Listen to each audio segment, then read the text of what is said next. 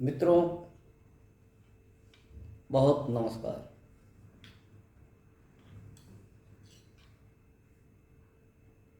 मैंने पिछले कई वीडियो में आपको बहुत परेशान किया हो,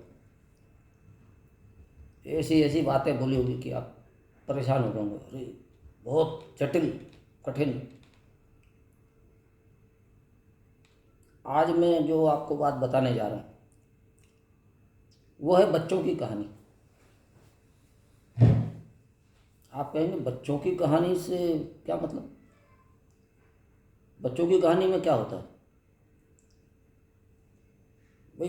बच्चे जो होते हैं वो दो तीन तरह की कहानियाँ बड़ी पसंद करते हैं। एक तो हंसी मजाक वाली, मोटू पतलू, या फिर भूत प्रेत डराने के लिए, या फिर समझ लीजिए महाभारत रामायण और उनकी कहानियाँ। कुछ भी उनके दिमाग में जो भी कल्पना बनी हुई है उससे रिलेटेड वाली कुछ चीज़ें वो सुनना पसंद करते हैं बच्चे लोग। तो बच्चों वाली कहानी है जो आपने भी अपने बचपन में कभी सुनी होगी, और वो कहानी है वेताल पच्चीसी, राजा विक्रमादित्य की। अब कहानी बताऊं या मूल भाव बताऊं ये मेरे समझ में नहीं आ रहा, क्योंकि कहानी भी बड़ी मज़ेदार है, बहुत मज़ेदार कहानी है।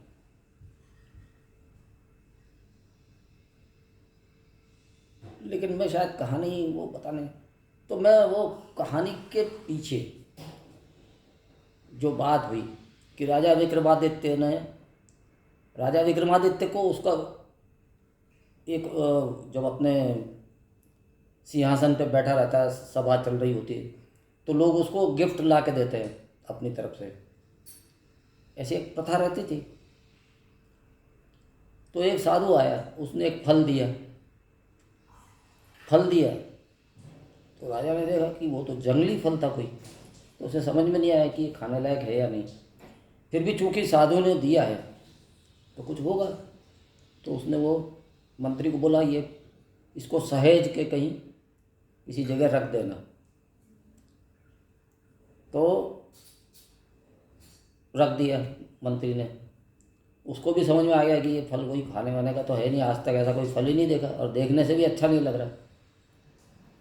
दूसरे दिन आया, कई दिन तक आया, 30-40 दिन आया। तो एक बार फिर वो साधु आया, उसने कहा, महाराज मैंने जो आज तक आपको फल दिए वो आपने कहाँ रखे? तो विक्रमादित्य ने कहा कि मैंने अपने एक मंत्री को बोल रखा है। मंत्री से पूछा कहाँ रखे, तो बोले उसने सुरक्षित रखे हैं एक जगह, मतलब एक ही जगह रखे हैं। तो बोले चलो वहाँ पे। फिर साधु ने कहा इसमें से एक फल काटो। राजा ने वो फल कटवाया तो उसके अंदर से एक हीरा निकला या कोई बहुमूल्य रत्न निकला। राजा आश्चर्यचकित, ये तो कमाल हो गया, ये तो बात अब कभी मतलब सोचने जैसी नहीं थी। तो साधु ने कहा कि मैं तुमको ऐसे और भी फल दूंगा और इससे तुम्हारी जनता का कल्याण हो जाएगा और जनता तुम्हारे गुणगान करेगी, लेकिन इसके बदले में तुम्हें मेरा एक काम करना होगा। एक लाश लटकी हुई है फलाने फलाने जंगल में, उस लाश को तुम्हें उतारना है और 5 किलोमीटर दूर, 5-10 किलोमीटर दूर मेरी कुटिया है उसी जंगल में, वहाँ उस लाश को लेके तुमको पहुँचाना है, और वो भी अमावस की रात को। तो विक्रमादित्य जो है वो वीरता के लिए बहुत फेमस है, डरता नहीं है। और अगर राजा डरने लगे तो प्रजा तो कितनी डरेगी, आप खुद ही सोच लो। जब राजा ही डरने लगा तो प्रजा तो डरेगी। तो राजा ने हाँ कह दिया, और इसमें पीछे ये भी विचार था राजा का कि जनता का कल्याण कर पाऊंगा। ये हीरे मैं इधर उधर दूसरे दुनिया में देशों में भेज के उससे जो पैसा मिलेगा उससे जनता के लिए काम करवाऊँगा, पुल बनवाऊँगा, सराय बनवाऊँगा, कुएं खुदवा दूँगा, तालाब बनवा दूँगा। बात तो सही थी। तो राजा ने अमावस की रात को जा कर के वो वेताल को, उस लाश को उतारा, लाश को उतारा और फिर वो लाश ने कहा कि मैं तुम्हें एक कहानी बताऊंगा, और अगर तुम न्याय प्रिय हो, तुमको न्याय करना आता है, तो तुम बताना कि इसमें अगर ऐसा केस तुम्हारे सामने आ जाए कोई, तो तुम क्या न्याय देते, क्या न्याय करते। और अगर समझते बूझते भी अगर तुमने जवाब नहीं दिया, समझते बूझते भी अगर तुमने जवाब नहीं दिया, तो मैं तुम्हारे मतलब तुम्हारे जो तुम कंधे पे मेरे को लाद के ले जा रहे हो, वहाँ से मैं उड़ के अपने वापस उसी पेड़ पे लटक जाऊंगा। तो पहली बात तो राजा ने बिना डरे उस लाश को नीचे उतारा और कंधे पे लेके चलने लगा था उस अब साधु के कुटिया में पहुंचाने के लिए। ये कहानियाँ हमने बचपन में सुनी थी और बहुत मज़ा आता था।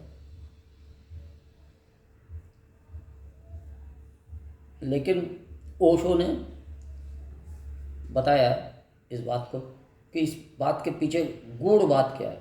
ये बच्चों की कहानी नहीं है, ये कहानी बच्चों की नहीं है।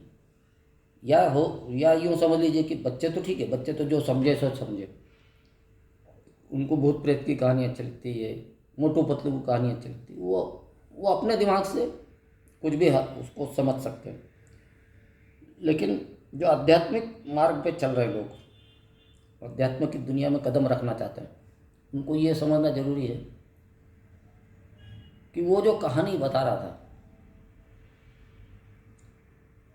अब आपको अगर कोई कहानी बताई जाए कि एक बड़ी सुंदर अप्सरा है और एक साधु बैठा है और वो उसके सामने उसको रिझाने के लिए कोशिश करने लगी, है ना, उसका हाथ पकड़ लिया,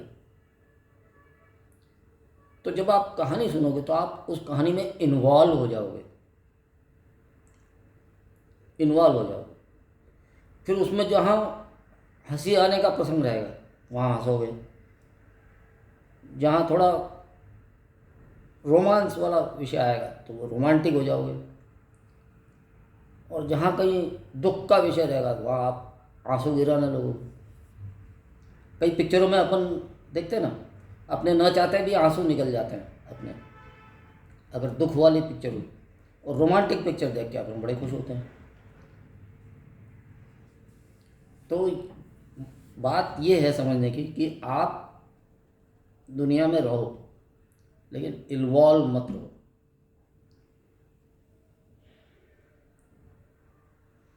मतलब पूरी कहानी आप जो बता रहा है वो वेताल, वो जो लाश के अंदर एक पिशाच बैठा है उसका नाम वेताल है, वो जो कहानी बता रहा है उसके साथ आप इन्वॉल्व होना ही नहीं है।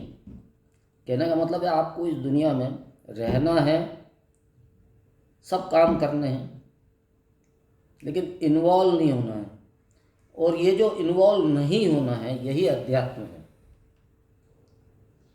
अब बताइए आप, इस कहानी का इस तरह से मतलब जो बता पाए वही सच्चा गुरु होना चाहिए ना। ये कहानी वैसे तो आपने बहुत बार सुन रखी होगी, लेकिन इसको एक दूसरे ढंग से समझाने का मैंने एक प्रयास किया है। आपको ये एपिसोड अच्छा लगा होगा तो मेरा चैनल सब्सक्राइब कीजिए, शेयर कीजिए, लाइक कीजिए। बहुत धन्यवाद आपका।